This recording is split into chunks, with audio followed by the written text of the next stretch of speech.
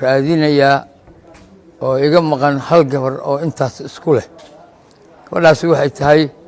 kowdii waa inay sabar yaroo isaaq lahaato, waa inay siijeed dhulmahanta lahaato, waa inay xabad warsangeli lahaato, waa inay naase xereed lahaato, waa inay sunniyo mareexan lahaato,